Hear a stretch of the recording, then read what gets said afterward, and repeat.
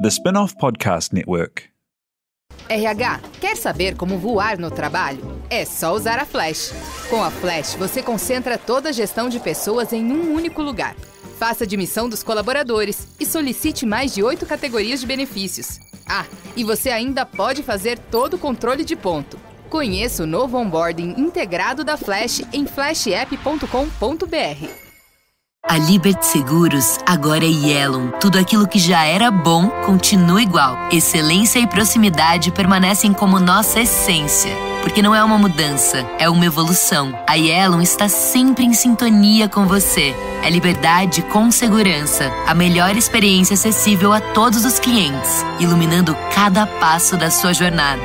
Deixe essa luz iluminar seu caminho. Yellow Seguradora. Seguro para viver livre. Consulte seu corretor. Ideal mesmo para o mundo atual seria fazer o ensino médio junto com o curso técnico, certo? É no Senac que o aluno tem autonomia de verdade, formação cidadã, foco na diversidade, preparação para o Enem, material didático sem taxas e muito mais. Na real, tem tudo que você precisa para se sentir preparado para a vida. Seja para entrar no mundo do trabalho ou te ajudar a decidir o que fazer na faculdade. Quer saber? Senac. Vem comigo! Acesse sp.senac.br/ensino-médio-técnico. Yes, we have the solution. We have the cure for homelessness. We figured it out. Now we just need to do it.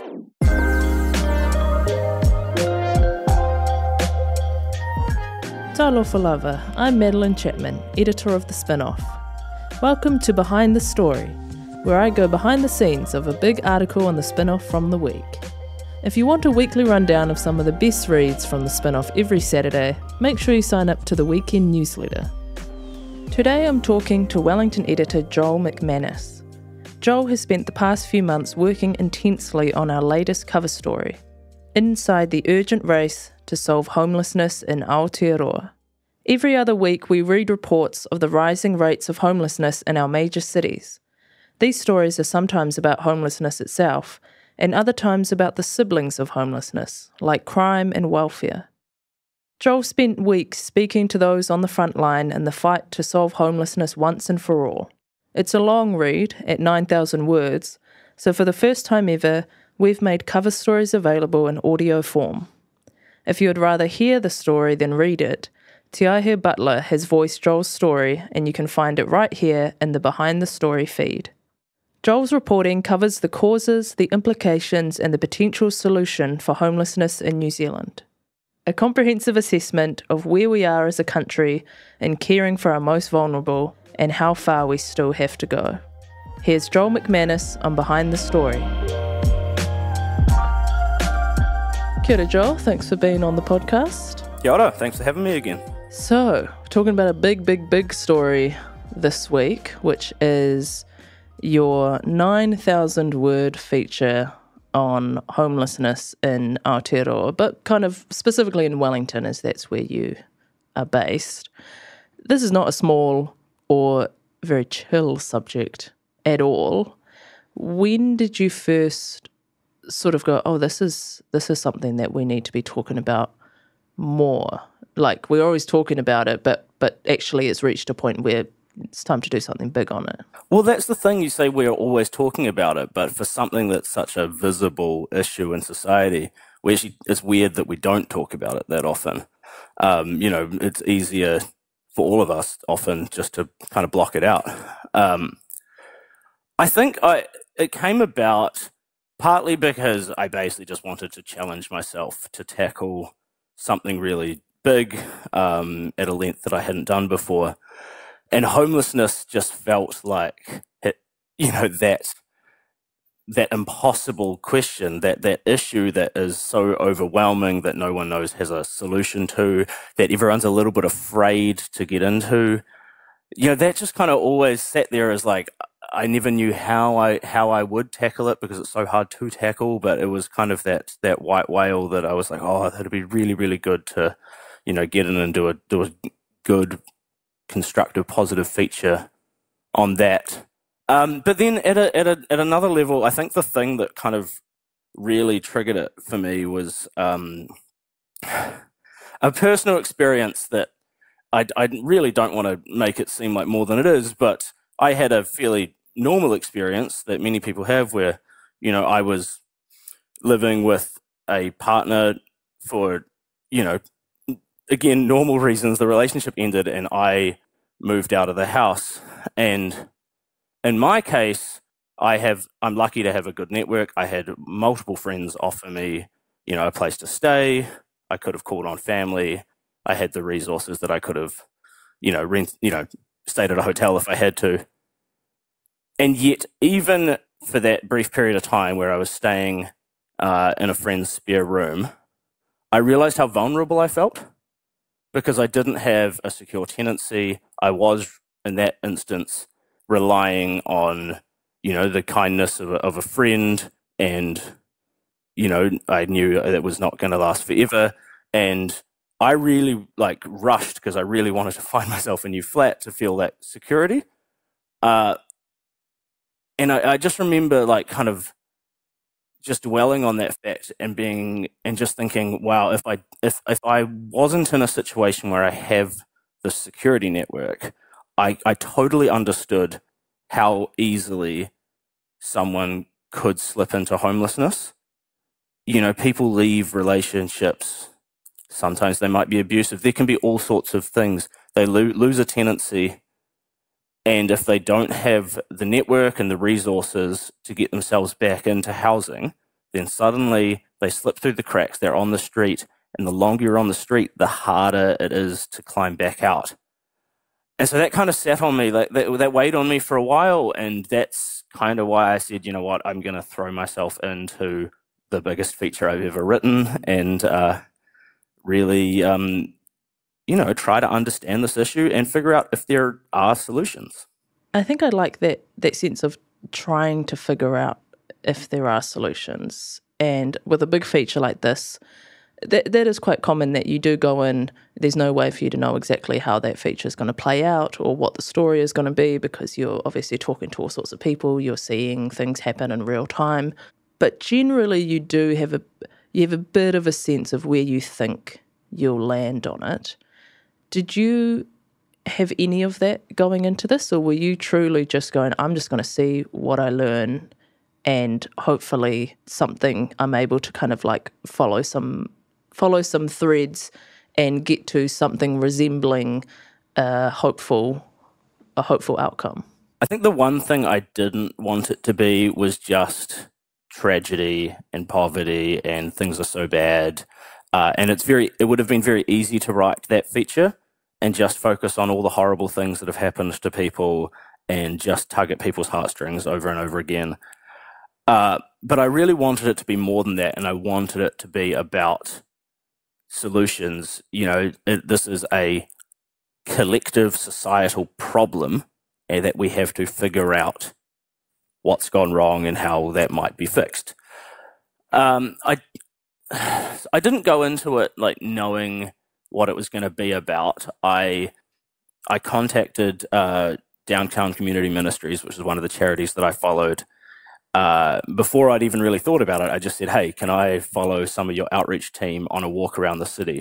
And they were like, sure, send a date.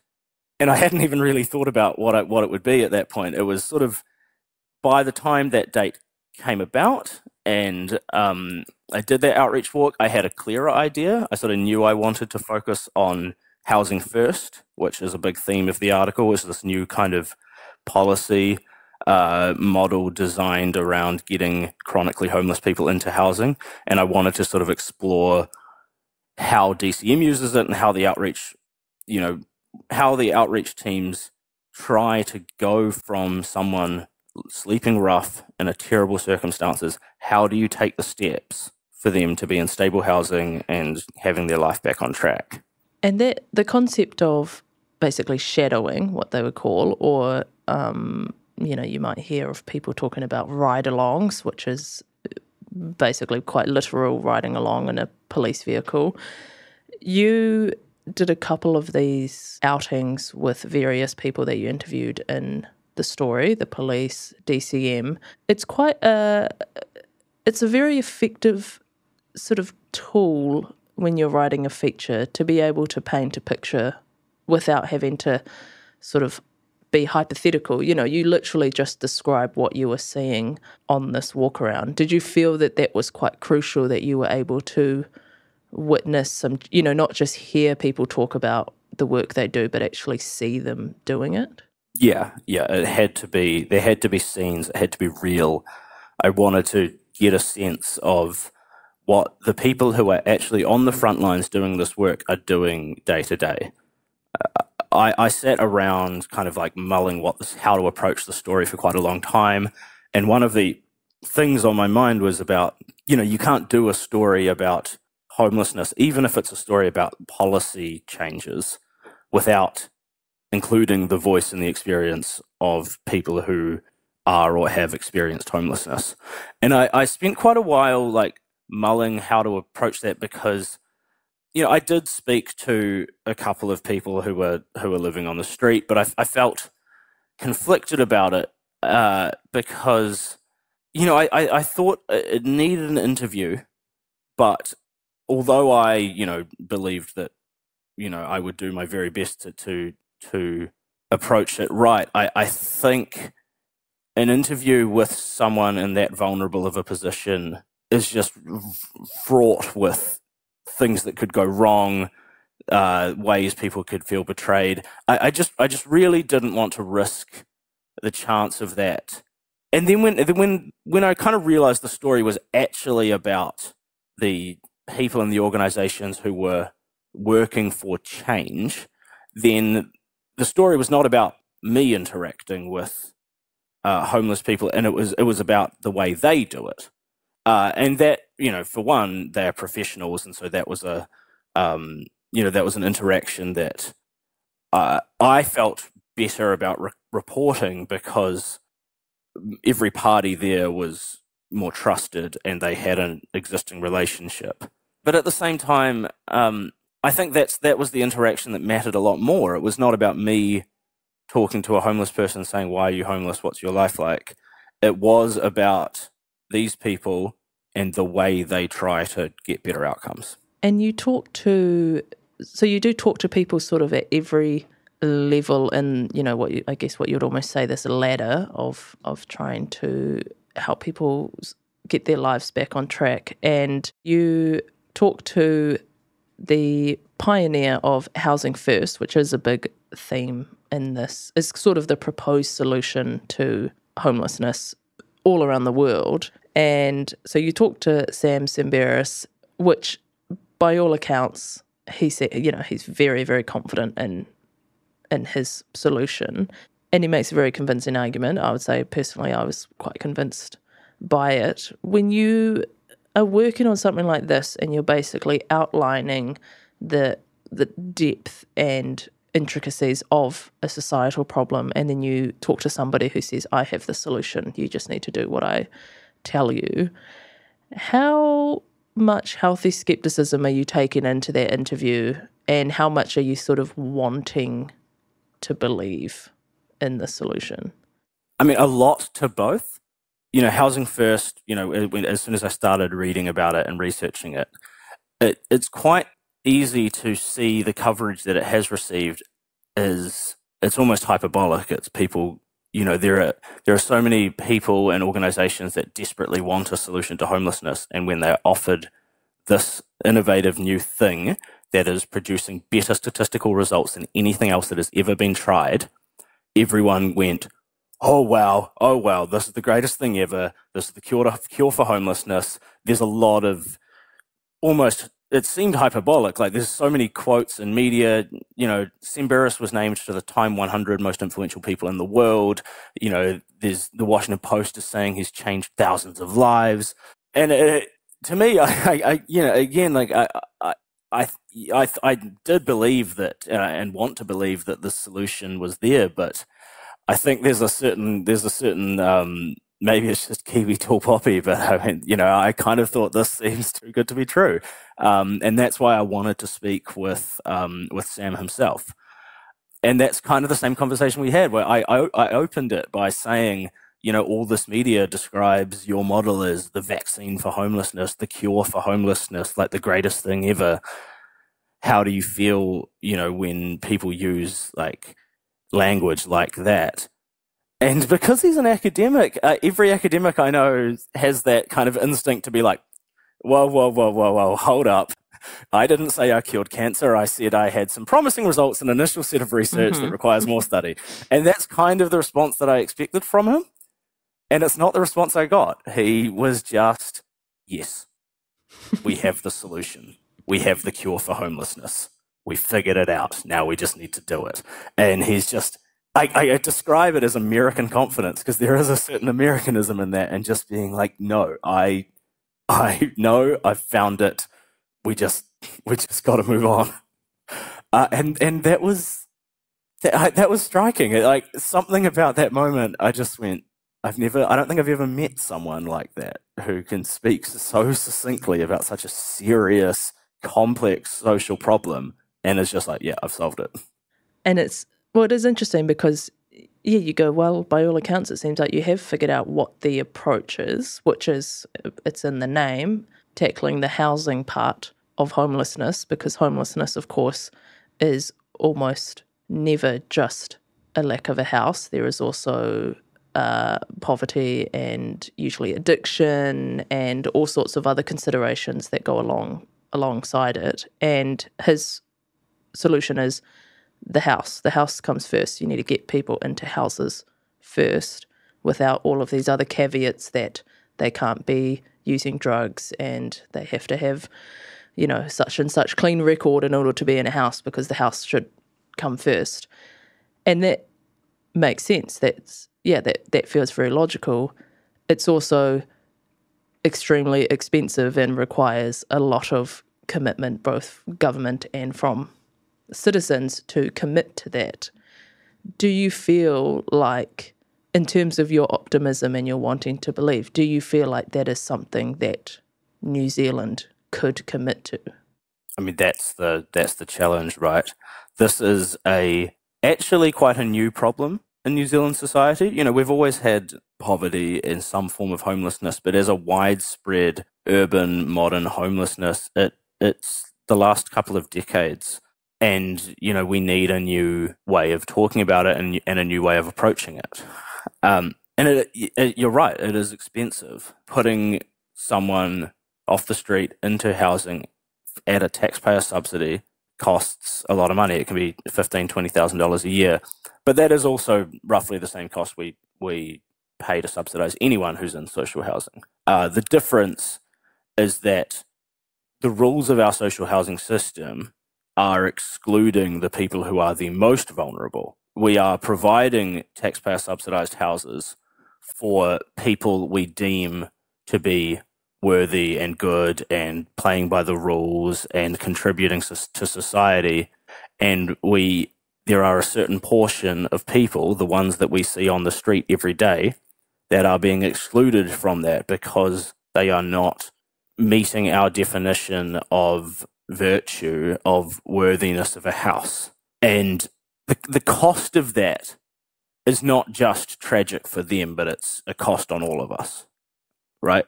And, some of that is moral. What does it say about a society that we invest so much in social services and yet are actively excluding this group of people for basically superficial reasons? And then, even at a financial level, it costs us. It costs society, because homelessness is expensive. People who are living on the street have more medical bills, have more interactions with police, more arrests. They rack up costs to the taxpayer because it's really harmful. Like it's bad. It's bad for your health and your well-being to live on the street. And that's not even counting the cost to businesses and everyone else around. The nighttime economy of any city is going to suffer when there's a lot of people sleeping rough, because that puts off customers.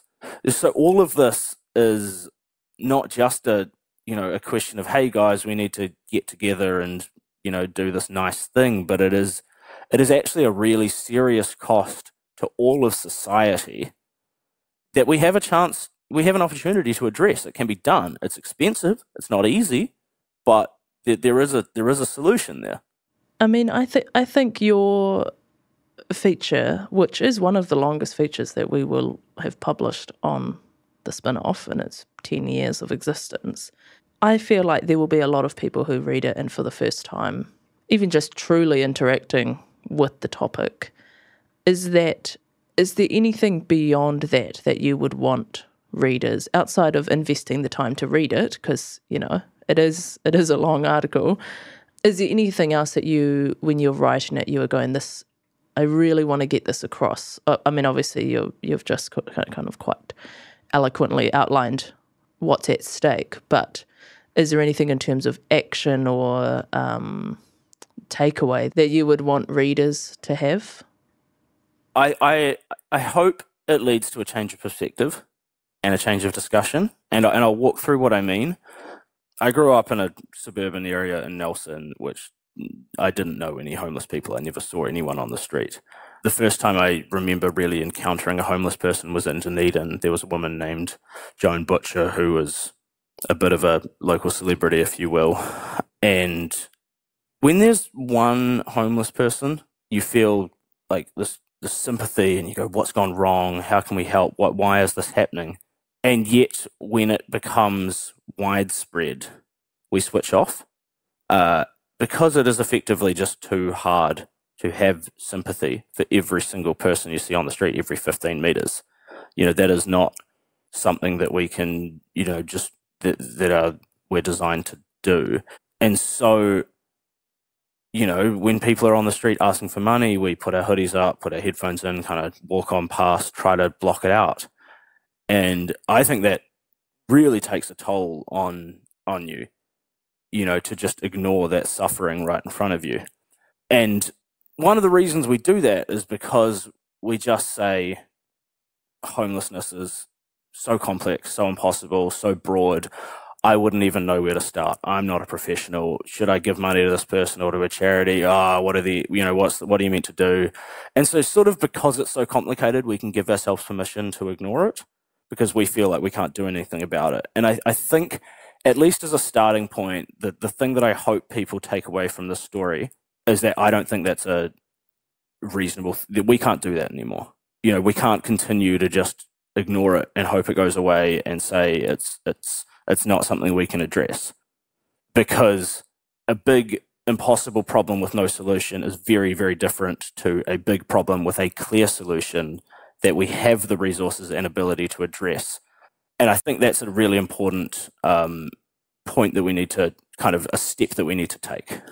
That's a pretty good note to end on. I think this is, for the first time, the podcast will be coming out the day of the story being published. So you may be listening to this having just read all 9,000 words of the story, in which case I hope it has provided some great background and context. I suspect this is not the last time you will be writing about this topic, Joel, but I do just want to say, it's a weird word, congratulations, but it has been a really big undertaking, and I do hope people get a really sort of valuable background and context for what the vast majority of us do see every day, and you're right, choose to largely ignore if we can for our own sake. So thank you very much, Joel MacManus, for being on Behind the Story this week. Thank you.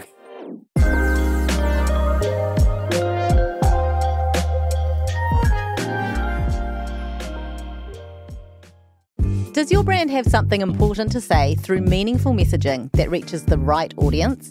At The Spin-Off, we work closely with our partners to create bespoke campaigns that bring value to both your brand and our audience. If you're interested in learning more about partnering with us, email Beck, that's BEC, @thespinoff.co.nz. Do you find it hard staying optimistic with all the financial news in the media? I'm Bernard Hickey, and on my podcast, When the Facts Change, I'm here to help you navigate the ever-changing landscape of economics in Aotearoa. So join the conversation every Friday on When the Facts Change, brought to you by the Spin-Off Podcast Network in partnership with KiwiBit. Kia ora, I'm Duncan Grieve, founder of The Spinoff. You can help us keep all of The Spinoff's award-winning journalism free for everybody by becoming a member today at thespinoff.co.nz/donate. The Spinoff Podcast Network.